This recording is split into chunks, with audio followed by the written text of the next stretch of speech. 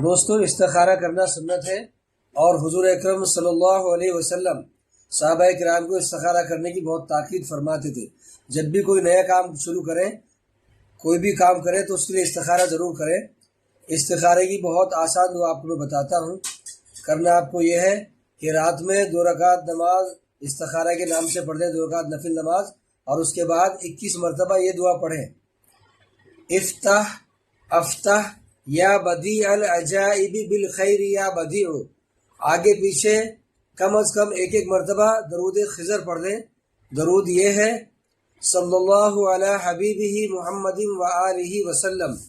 بس رات میں دعا پڑھ کے اور اللہ سے دعا کر کے اس کام کے لیے، اور سو جائے پاک بستر پر، دانی کروٹ سے لیٹیں اور اپنا دانا ہاتھ اپنے گال کے نیچے رکھ کر کے لیٹیں، اور جس کام کے بارے میں معلومات حاصل کرنی ہو، یہ ہمارے لیے بہتر رہے گا یا بہتر نہیں رہے گا، کرنے میں نقصان تو نہیں ہے، تو اس کام کو اپنے ذہن میں اور دل میں رکھ کر کے سو جائے۔